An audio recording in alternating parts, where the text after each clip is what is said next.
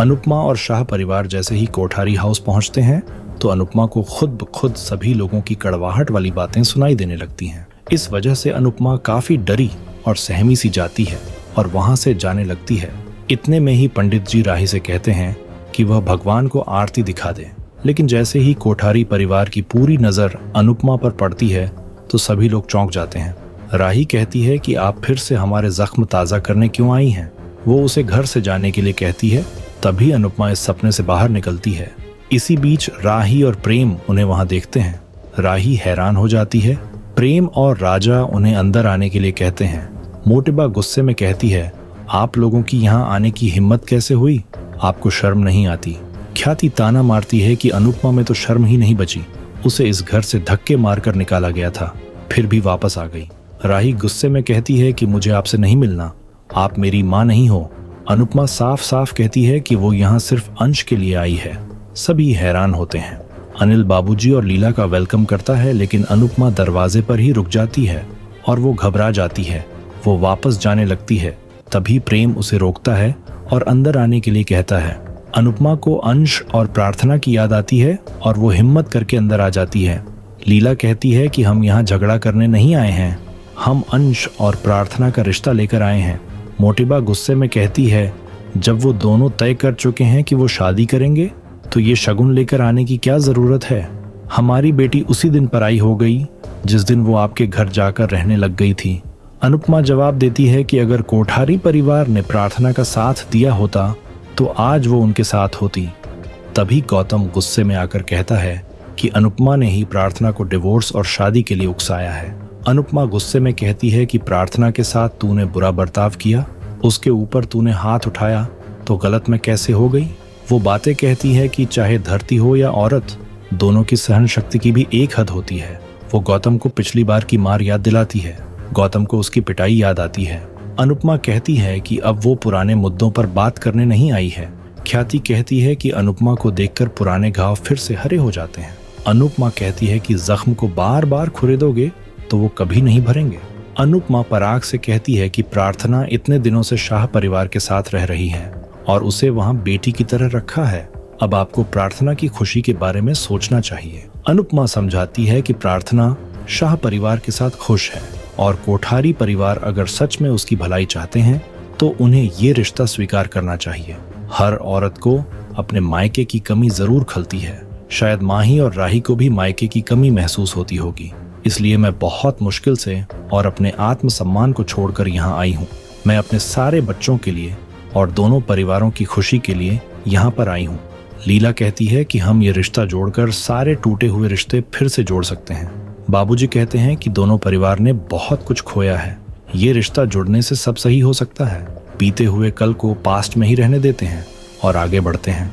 जिस तरह आपने राजा और परी को आशीर्वाद दिया, उसी तरह अंश और प्रार्थना को भी आशीर्वाद दीजिए। ये एक रिश्ता दोनों परिवारों के बीच बहुत कुछ सही कर सकता है। लीला कहती है कि मैं भी पहले इस रिश्ते के खिलाफ थी, लेकिन बच्चों की खुशियों के लिए मैं मान गई। आप भी बच्चों की खुशी के लिए मान जाइए। अनुपमा कहती है कि मेरा गुस्सा अंश और प्रार्थना पर मत निकालिए, ये मिठाई स्वीकार करके उन्हें आशीर्वाद दीजिए। अनुपमा मोटिबा को मिठाई देती है। मोटिबा मिठाई ले लेती है तो सभी खुश होते हैं। तभी अचानक वो मिठाई के डिब्बे को फेंक देती है। सभी हैरान होते हैं। गौतम खुश होता है।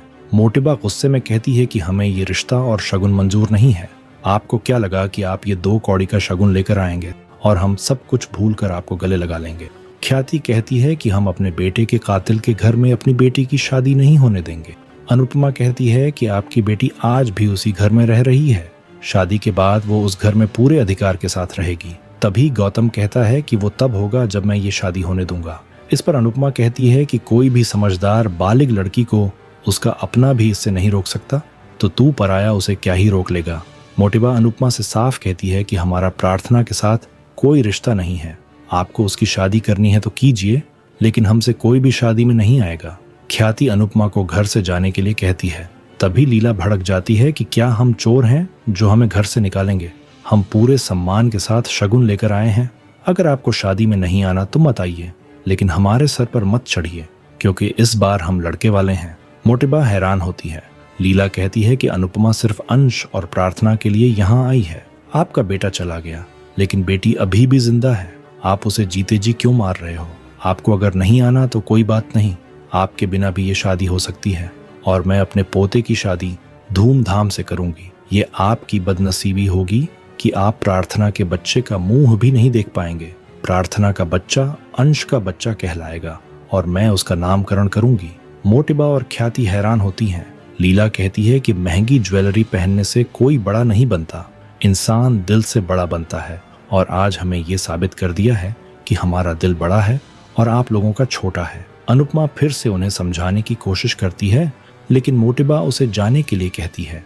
लीला अनुपमा को लेकर जाने लगती है, तभी पराग उन्हें रोकता है। सभी हैरान होते हैं। पराग मिठाई का डिब्बा उठाता है और अनुपमा से कहता है कि मैं सही और गलत के बारे में नहीं जानता, लेकिन मैं आपका ये न्योता स्वीकार कर रहा हूँ। ये सुनकर सभी हैरान हो जाते हैं। गौतम चौंक जाता है। पराग कहता है कि मैं सिर्फ अपनी बेटी के लिए इसे स्वीकार कर रहा हूँ। अनुपमा खुश होकर कहती है कि आप सबको साथ लेकर शादी में जरूर आना। दूसरी तरफ पाखी नाराज होती है और कहती है कि इतना बड़ा कंपटीशन सर पर है और मम्मी शगुन लेकर चली गई। आज ही शगुन लेकर जाने की क्या जरूरत थी?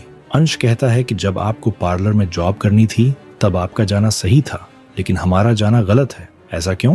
पाखी कहती है कि मेरी बात अलग है। मम्मी उन लोगों के लिए दुश्मन है। अगर तुम दोनों ने शादी कर ली तो वो गौतम हमारा जीना हराम कर देगा।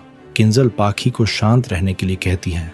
तोशु भी पाखी से सहमत होता है और कहता है कि गौतम का सच में कोई भरोसा नहीं है। उसने एक बार अंश को पिटवाया है तो वो वापस भी ऐसा कुछ कर सकता है। वो लीला को भी दोष देता है। दूसरी तरफ कोठारी परिवार में सभी पराग से सवाल करते हैं कि उसने ये रिश्ता क्यों स्वीकार किया। मोटिबा कहती है कि अब इस एक रिश्ते की वजह से हमें सारे रिश्ते जोड़ने पड़ेंगे। माही पराग से कहती है कि आप अपनी बेटी की खुशी के लिए अपनी बहू के आंसू भूल गए, आपने ये सही नहीं किया। गौतम कहता है कि मैं प्रार्थना को ऐसा सबक सिखाऊंगा कि उसे उसकी औकात याद दिला दूंगा। तभी पराग गौतम पर चिल्लाता है। गौतम डर जाता है। पराग कहता है कि मैंने सिर्फ मिठाई रखी है, इसका मतलब ये नहीं है कि मैं रिश्ता भी रख लूंगा, ये मत सोचना। पराग कहता है कि बेटी अगर घर छोड़कर गई है तो गलती घर की भी है। दूसरी तरफ प्रार्थना को डर लगता है और वो अंश से कहती है कि कहीं हमारी वजह से अनुपमा आंटी को परेशानी न हो जाए।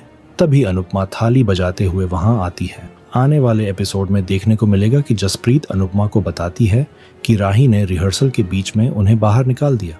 इसके बाद अंश और प्रार्थना शॉपिंग करते हुए पराग से मिलते हैं। अंश पराग का आशीर्वाद लेता है और उसे पापा बोलने की कोशिश करता है, लेकिन पराग उसे नजरअंदाज करता है। इतने में ही प्रार्थना का पैर मुड़ जाता है और पराग अंश को प्रार्थना की मदद करते हुए देखता है। आपको क्या लगता है, क्या ये शादी दोनों परिवार की नफरत मिटा सकती है?